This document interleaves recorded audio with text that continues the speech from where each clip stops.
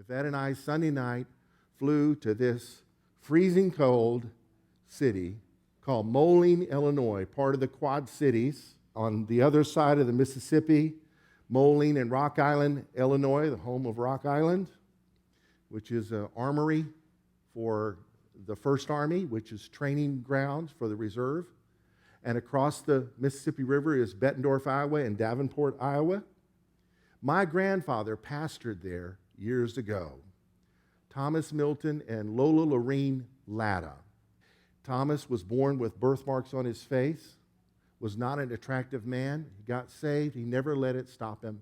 Pastored small churches all over the place. Mississippi, Arkansas, Moline, Illinois. He pastored in this place. It's still there today. His family lived on the second floor. The doorway on the right goes to a stairway that goes up to the second floor where he lived with his son, my dad, and 3 daughters, high school ages. The auditorium was the middle door, the left door between picture windows. You could look in and see the little auditorium. While a boy in that congregation, God called my dad to be a missionary to Africa. He just suddenly fell in love with the concept of him going to Africa, being a missionary. But before that happened, my dad, through a long series of events, eventually became the pastor of this congregation. At the time, they were meeting on a second floor above a bakery.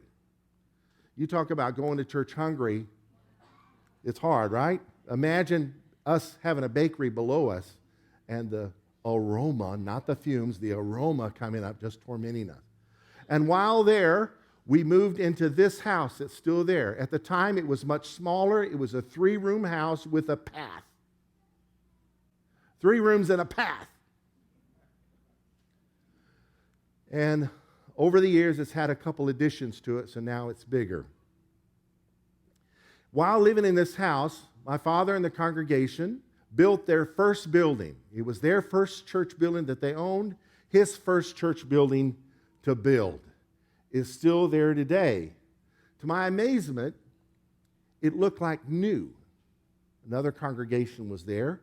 The congregation that had been meeting there outgrew it and built buildings elsewhere and sold it years ago.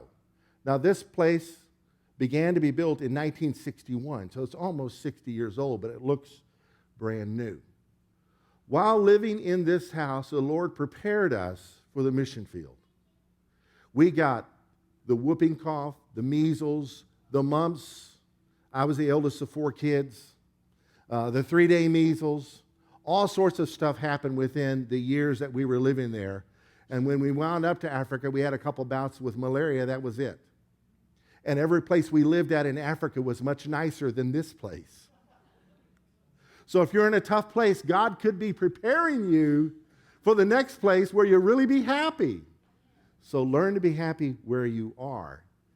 When we went to Africa as missionaries, my dad's cousin, Wayne Mitchell, I called him Uncle Wayne, became the pastor. The church was called Whole Truth Tabernacle. So Yvette and I this week after the funeral went by this place. It's now called the Glory of God Assembly. No one was there, walked around the place, just amazed at how good a shape it was in. Here's a cornerstone, 1946 when the church began, and sometime later is when my grandfather became the pastor, and 1961 is when they built the place. The next day we went by and got to see the place. It's like new inside. It was just amazing, and I got to meet the pastor, Pastor Kwame from Togo. Are you ready for your mind to be blown? It is home for the last year and a half to an African congregation in Moline, Illinois. Boom. Which means every church my dad ever built, and he built several over his lifetime, starting with this one, every church he ever built was ultimately for people of African descent. Amazing. So God's promises are never just for us. Moline Pentecostal Church built Whole Truth Tabernacle just for them. But ultimately it would be for where my father was called to serve, Africa.